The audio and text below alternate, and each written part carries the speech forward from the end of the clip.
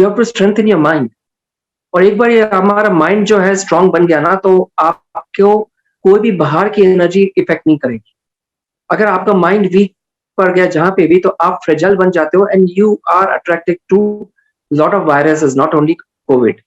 नमस्कार और आप सबका स्वागत एक बार फिर से डीसी शो में, एक ऐसा प्रोग्राम जहां पे लेकर आते हैं हम ऐसे ऐसे अनोखे शख्सों को जिनके बारे में जानने की उत्सुकता आप सभी को रहती है।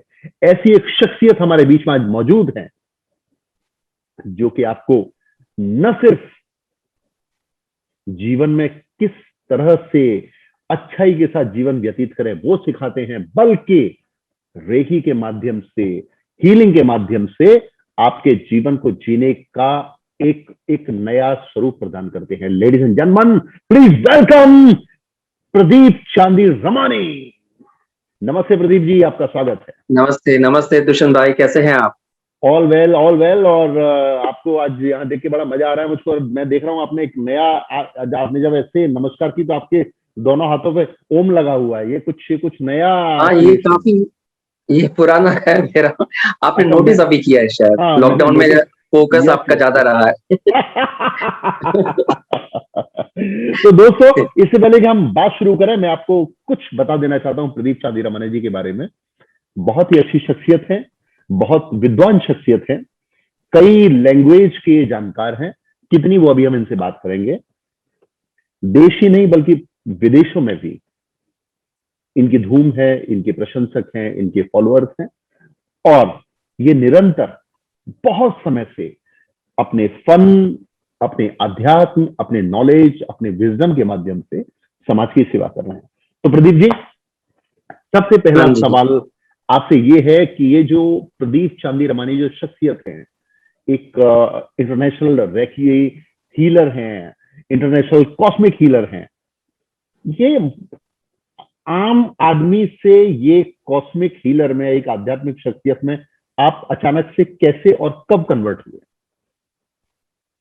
एक्चुअली ये ना बहुत आई थिंक बचपन से मेरे अंदर ये शक्तियां थी जो मैंने पहचानी नहीं थी। मैं गुजरात से, मेरी पैदाइश जो है वो गुजरात से है और वहीं पे मैं पला भरा, लेकिन कभी उस तरफ मैं गया नहीं।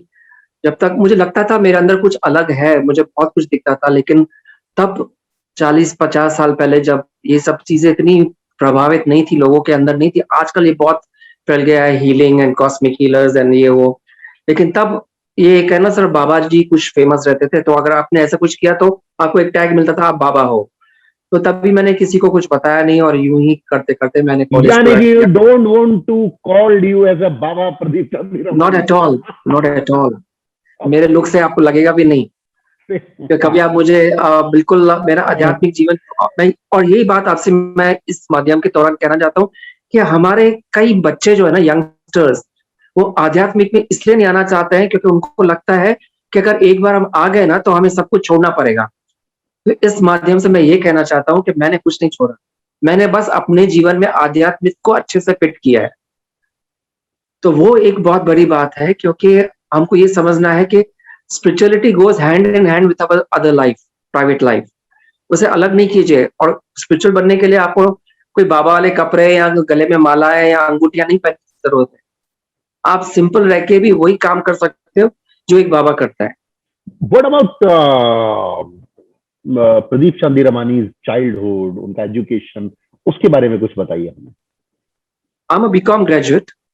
मैंने मेरी काफी अच्छी, मेरे माँ बाप ने बहुत अच्छी परवरिश की, कोई किसी चीज की कमी नहीं रही।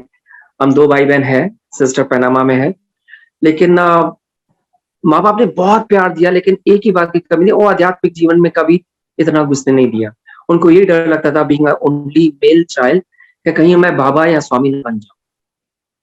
तो कहीं ना कहीं वो हर माँ बाप के जब होते कि बेटा किसी अच्छे लेवल पे पहुंचे, इंजीनियर या डॉक्टर बनने।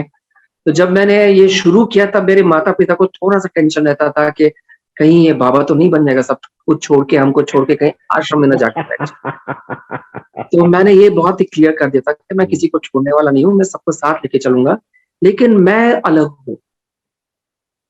मेरी जर्नी वैसी नहीं है जैसे नॉर्मल लोगों की होती है। मुझे बातें समझ में नहीं आती, मटेरियल चीज समझ में नहीं आती है। और मुझे इस बात से, मैं प्राउडली आई कैन से, आज भी मेरा दिमाग जो है ना, आप मुझे साइकिक वे में या कुछ बात करोगे तो मैं बहुत जल्दी समझ जाऊंगा, लेकिन कोई बिजनेस की बात आती है ना, मुझे समझ में कम। Tell me something about Pradeep चांदी रमानी, इसकी उनकी ये जो कॉस्मिक यात्रा है, ये एग्जैक्ट कब से शुरू हुई और कहां से शुरू हुई?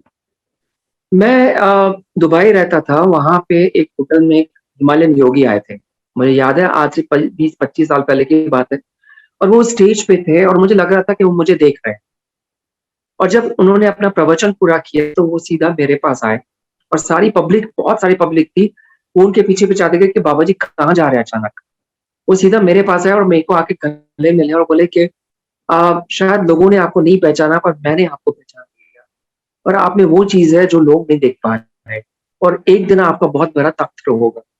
अब मैं ये बात करता हूँ 25 साल पहले, अभी मुझे नहीं पता कि क्या हो रहा था मेरे साथ। आई गॉट टू इमोशनल कि जब बाबा जी ने ये कहा। बट उसके दौरान मेरी काफी स्पिरिचुअलिटी में चेंजेस आने लगी। बहुत सारे एक्सपीरियंस आए। मतलब मैं बता नहीं सकता, ऐसे ऐसे experience, and I am so blessed कि ऐसे ऐसे लोगों से मुझे मिलना में क्या मौका मिला, जिसको देखने के लिए लोग लाइन में ठहर जाते हैं। और वैसे बड़े बड़े गुरुजनों ने मुझे ऐसे अंदर अपने कुटिया में बुला के बहुत सारी बातें समझाई, और तब मुझे लगा कि कुछ तो है। अब तक का जो आपकी जो यात्रा है, आपकी जीवन यात्रा है, आपकी आध्यात्मिक यात्रा है, आपकी कॉस्मिक यात्रा है, या आपकी मैं कहूं कि धार्मिक यात्रा है, उसमें आप सबसे ज्यादा प्रभावित किस आध्यात्मिक शख्सियत से हुए? मैं 14 साल श्री श्री रवि शंकर महाराज जी के साथ था। बट फिर मैंने वो पंथ भी धीरे धीरे छोड़ दिया, क्योंकि मुझे एक बात समझ में आ गई है कृष्ण भाई, कि हम सबके अंदर गुरु बसता है, हम सबके अंदर वो पावर है, सिर्फ हम जान नहीं पाते हैं, वो जान चुके हैं। तो I see my own light, I get प्रभावित, और जब भी आपने प्रभावित किए, मैं खुद से खुद प्रभावित होना चाहता हूँ कि आज मैं क्या हूँ, कल और आज में क्या अंतर आया है। मैं ये देखते देखते आगे बढ़ रहा हूँ। मेरे लाइफ में रोल मॉडल्स है, जैसे मैं ओशो जी से बहुत प्रभावित रहा, क्योंकि वो एक ओपन आत्मा है, there is no hidden agenda, जो मुंह पे है वो सामने है। So I get very attracted to him. Then Om Shanti करके जो है ब्रह्मा कुमारी, उसमें शिवानी जी जो जो प्रचार करते, जो मैं उनसे काफी प्रभावित होता हूँ। The way she speaks in a very simple way, तो मैं बहुत कुछ उनसे भी, उनकी लाइफ और टॉक से सीखता रहता हूँ। बट हाँ, एंड ऑफ द डे अपनी लाइट हमें खुद जलानी है। आप देश और दुनिया के बहुत शहरों में घूमे हैं। Now you are settled in Mumbai. Mumbai is called another financial capital of India. But Mumbai में या और बाकी शहरों में जिनमें आप रहे हैं, चाहे वो भारत के हों चाहे विदेशों के हों, तो उन शहरों में और कंपैरेटिवली मुंबई में आपको क्या एक अच्छी बात और क्या एक बुरी बात लगती है? तो मुंबई की सबसे अच्छी बात यह है कि चाहे कोई भी रिलीजन का बंदा या बंदी क्यों ना हो, सब सेट हो जाता है। आपके पास 10 रुपए है तो भी आप वड़ा पाव खा के खुश हो, और आपके पास 100 रुपए, 1000 रुपए ज्यादा है तो भी आप खुश हो। मुंबई सबको जगह देती है, अगर आपने सही टाइम से उसको एनर्जी को टैप कर लिया तो मुंबई की एक खासियत यह है कि people are always on a move. एक एनर्जी, अजीब सी एनर्जी है। मैं ट्रैवल करता हूँ, पर मैं जब मेरी फ्लाइट लैंड होती मुंबई पे ना, मेरे अंदर से एक आवाज करती है, तो I am home. So Mumbai gives me that feeling of home. Unfortunately Mumbai का जो ड्रॉबैक जो मुझे लगता है, I may be wrong, people are not, people are become very selfish. People are very selfish at times, and मतलब वो एक race में लगे हुए हैं कि मुझे आपसे आगे बढ़ना है। ये नहीं कि सबको एक साथ मिलकर आगे जाना है, मुझे आगे बढ़ना है, चाहे उसके लिए मुझे किसी को भी गिराना क्यों ना पड़े। तो एक ये डिफरेंस है। आप ग्लैमर वर्ल्ड के भी बहुत सारे शख्सियतों के बहुत करीब हैं। आपके सबसे अच्छे दोस्त कौन हैं कला जगत में? पहले तो आप है। सबसे अच्छे दोस्त आप है। आप दोस्त ही नहीं है, हमारे फैमिली है। और अमित साध बहुत मेरा नजदीकी फ्रेंड है, जो कि आज की तारीख में बहुत ही एक अच्छी पर्सनालिटी है। He is like a brother to me. वो मुझे बुलाते भी दादा ही है। और बाकी तो मेरे टीवी में तो बहुत सारे, टीवी के तो घर आते हैं, मतलब परिवार की तरह। और पता नहीं क्यों अब ये नहीं लगता कि वो ग्लैमर है, क्योंकि मैंने खुद आपके साथ एक अच्छा शो किया है सुनो पार्थ, तो लगता है कि सब वो टीवी के अंदर है वो भी Yeah, ऐसे ही, that आप is शायद बाहर है वो भी absolutely वैसे ही, yes, yes, yes. अब सब सेम लगता है। पहले बहुत आकर्षित होता था, अब लगता है हर कोई इंसान सेम ही है, बस वो कभी टीवी के पीछे है और हम टीवी के इस पार। ग्रेट। अच्छा, आप अभी जो इंडिया में जो ये पेंडेमिक चल रहा है, तकरीबन 2 साल पूरे हो जाएंगे बहुत जल्दी, 2-3 महीने में, और हम लोग एक सिस्टम से बड़ा फाइट कर रहे हैं। और क्योंकि आपके दूसरे देशों में बहुत सारे लोग हैं, तो यहाँ पे जो सिस्टम है और वहाँ जो सिस्टम है, आपकी बातें दोनों जगह के लोगों से होती है, तो आपको क्या लगता है कि इसमें हमको कितना सुधार की जरूरत थी और कहाँ पे चूक हुई हमसे? हमें तो पहले तो अपने मेंटली हमें स्ट्रांग होना है, जो इंडिया में लोग नहीं। इंडिया में है ना, अफवाहें बहुत जल्दी फैलती, ये एक हमारा सबसे बड़ा दुर्भाग्य है कि rumours spread very fast. People are more concern about what is happening in your house than their own house. Absolutely. आपके घर में क्या हो रहा है वो आपको नहीं पता, पर दूसरों के घर में क्या दूसरे होता के। है उसकी जानकारी आपको पूरी रखनी है, जिसकी एब्सोल्युटली। वजह से ये पेंडेमिक जो 100 घरों में पहुंचना चाहिए था वो लाख पहुंच गया। ये डर इतना फैलाया गया है, यहाँ पे है वायरस है, प्रिकॉशन लेने की जरूरत है, बट मेंटली हमें स्ट्रांग होने की बहुत जरूरी है, जो इंडिया में लोग नहीं है। मैं अभी रिसेंटली लंदन गया था और मेरे काफी मित्र है लंदन, वो लोग वहां पे भी बहुत है, लेकिन दे आर वेरी सेटिस्फाइड, और मतलब इतना हाय तौबा नहीं मचाई है जैसे इंडिया में हो रहा है। ये एक बहुत बड़ा अंतर है विदेश विदेश में और यहाँ पे। कल भी मेरी यूएस में बात हो रही थी, मैं क्लासेस देता हूँ online, so people are very relax and chilled. यहाँ ठीक है, जो बाहर हो रहा है वो होने दो, पर हमारे अंदर जो हो रहा है वो हमें ठीक करना है। So they are very okay with that. यहाँ पे अंदर पे तो काम ही नहीं करना है, बाहर जो हो रहा है वही देखना है, और वहीं पे हम मुसीबत में आ रहे हैं। चर्चा जारी है प्रदीप चांदी रमानी के साथ। आप सुन रहे हैं एक अंतरराष्ट्रीय कॉस्मिक हीलर को। प्रदीप जी, मेरा आपसे अब सीधा सीधा वो सवाल जिसका इंतजार शायद सब लोग कर रहे हैं कि हम हीलिंग के माध्यम से कैसे इस महामारी से लड़ सकते हैं। देखिए, हीलिंग पहले तो सोचना होगा क्या है, समझना होगा क्या है कि हीलिंग कैसे होती। हमें पहले तो अपना माइंड को हील करना पड़ता है। लोगों को लगता है कि जादुई छड़ी है, हाथ लगाओ सब ठीक हो जाए, ऐसा नहीं होता। ऐसा हो भी सकता है, बट ज्यादा केसेस में आप तैयार होने चाहिए हीलिंग के लिए। अभी इसलिए मैंने काफी सारे लाइव शोज चालू किए, ताकि I am preparing lot of people कि आप सेल्फ हीलिंग, आपको किसी की जरूरत नहीं पड़े, आप सेल्फ डेली सुबह होते आप भी सेल्फ हीलिंग कर सको। You have to strengthen your mind. और एक बार ये हमारा माइंड जो है स्ट्रांग बन गया ना, तो आपको कोई भी बाहर की एनर्जी इफेक्ट नहीं करेगी। अगर आपका माइंड वीक पड़ गया जहां पे भी, तो आप फ्रेजाइल बन जाते हो, and you are attracted to lot of viruses, not only Covid. तो I am working on a very larger angle कि डेली मैं लाइव शोज करके उनको मेडिटेशन सिखा रहा हूँ, टॉक्स दे रहा हूँ फियर फैक्टर पे, ताकि उनके अंदर का जो ये डर है उसे निकालें। क्योंकि जैसे ही डर पैदा होता है ना, तो हमारी वाइब्रेशन बड़ी लो हो जाती है, and then we get affected by any, फिर तो कोई छोटा मच्छर आएगा वो भी इफेक्ट कर जाए। ये तो बहुत बड़ा वायरस है। प्रदीप चांदी रमानी के जीवन का एज ह्यूमन बीइंग क्या उद्देश्य है, और क्या उनका ड्रीम ऐसा है जो बाकी है जिसे उसे पूरा करना है? वैसे तो बाबा जी ने काफी ड्रीम्स पूरे कर दिए, thank you so much, but सबसे बड़ा ड्रीम है कि I want to create a beautiful farm house where I have a open meditation hall, जहाँ पे सारा नेचर ही नेचर हो और कुछ भी ना हो। क्योंकि आज के जमाने में हम इतना नेचर से हट चुके हैं, इलेक्ट्रॉनिक गैजेट्स इतना हम लोग को बर्बाद कर दिया है कि हम उसके मगर कुछ सोच नहीं पाते हैं। So I want to create an environment पे जहाँ पे बड़ा फार्म हाउस हो, एवरीथिंग नेचुरल हो, ऑर्गेनिक हो, and we are sitting meditating under the sun and moon energy. क्योंकि हमें सबको पता है कि सन और मून एनर्जी इतनी पावरफुल एनर्जी है कि फिर हमें दवाइयों की भी इतनी जरूरत नहीं। So I want to create that kind of line now. So I'm working towards it, and hopefully by, if God wills, by next year I would be able to do so. So something far from the city, create our own meditation center where people from all over the world, all over any walks of life can come and be and meditate there and get themselves healed.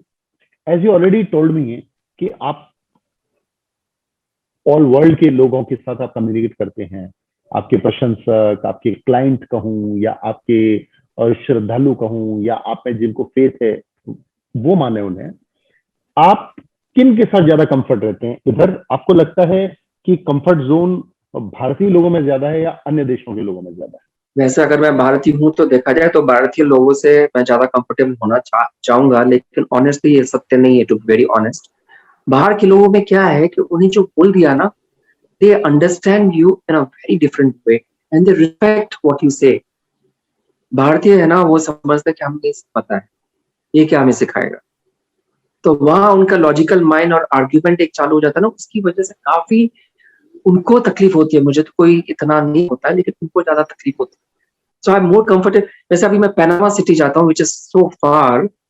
I deal with lot of Spanish and European people when they sit in the class. वो बिल्कुल आपको उस समय भगवान मान के चलते हैं कि आपने जो बोल दिया वो ही सत्य है। Not that I want to be treated as a god और अ गुरु, नो, बट उनको फर्क भी जल्दी पड़ता है क्योंकि वो समझते हैं इस चीज को कि हम इंडियंस में कितनी रिचनेस है। हमारे अंदर जो मेडिटेशन, योगा जो हमारा इंडिया से निकला हुआ जो हमारे पास है, वो कहीं पे भी नहीं। ये सब lucky to be born as Indians. But India में लोगों को क्या पता, अरे क्या क्या फर्क पड़ता है, क्योंकि जो चीज हमें आसानी से मिलते हैं ना, उसकी कदर हम नहीं कर पाते। बट बाहर जाते हैं तो बहुत सारी कदर है इन चीजों की। I feel very comfortable over there.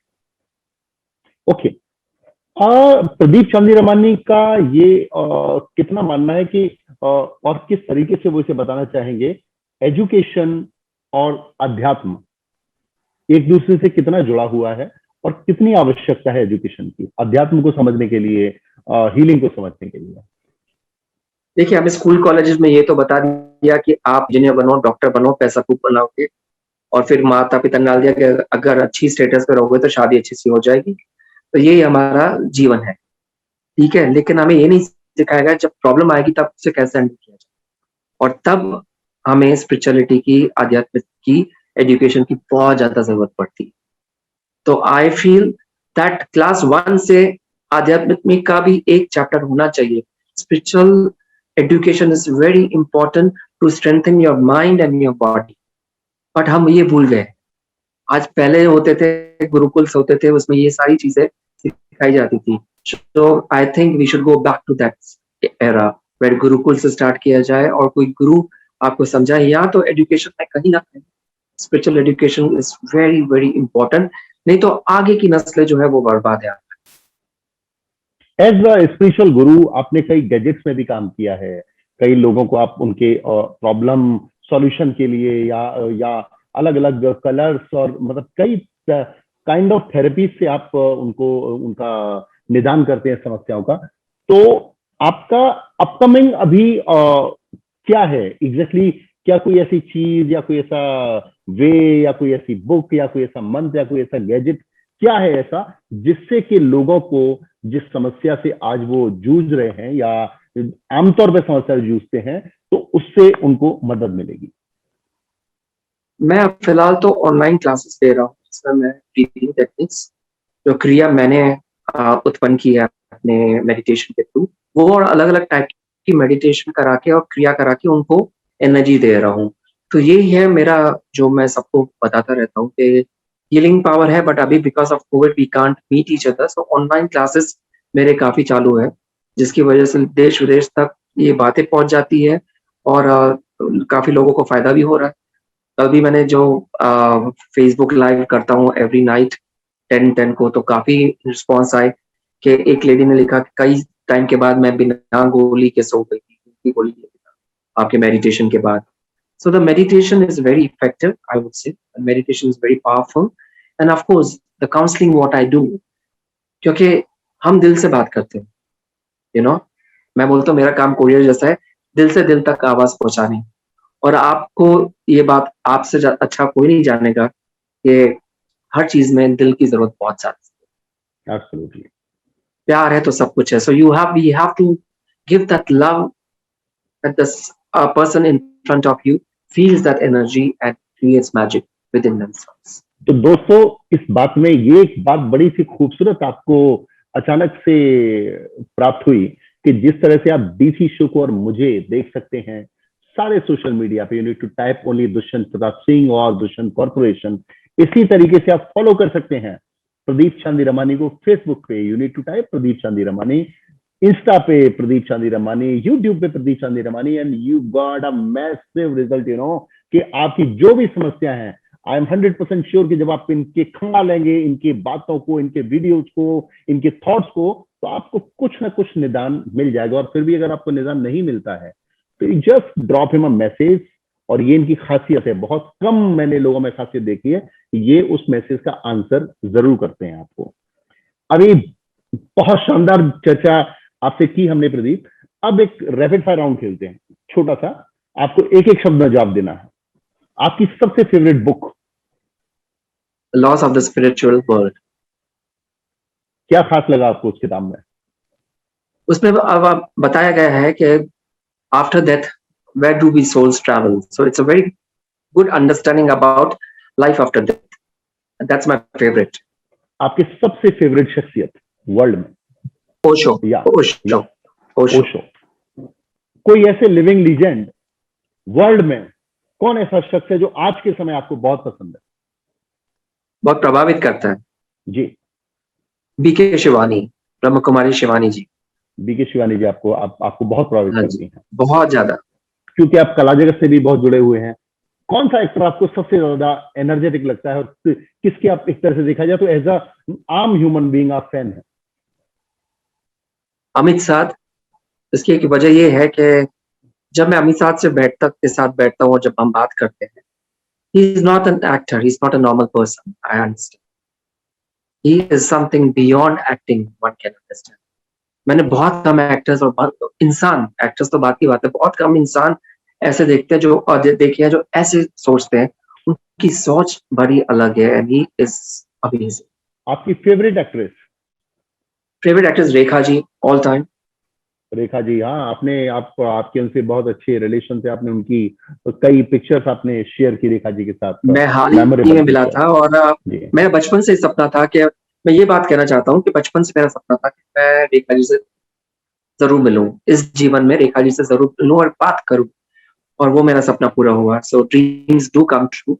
अगर वो बोलते हैं ना, शाहरुख खान का डायलॉग, जो शिद्दत से अगर कोई बात होती है तो वो जरूर कायनात भी उसे मिल जाती है पूरा करने में। सो मेरे साथ वही हुआ था।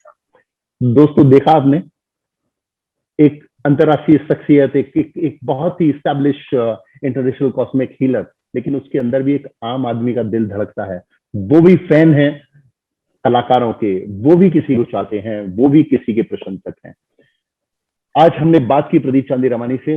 प्रदीप जी, आपके साथ बात करके बहुत मजा आया, और आपके शब्दों में विश्व शांति की कामना के साथ कि सब जगह खुशहाल रहें, हम लोग आज के इस बात को विराम देते हैं। अगली बार दोस्तों फिर हम मिलेंगे एक और शख्सियत से, और तब तक के लिए हम इजाजत लेते हैं प्रदीप चांदी रमानी जी से और आपसे भी। Thank you so much. आप शो में आए प्रदीप जी, मैं आपका थैंक यू सो मच।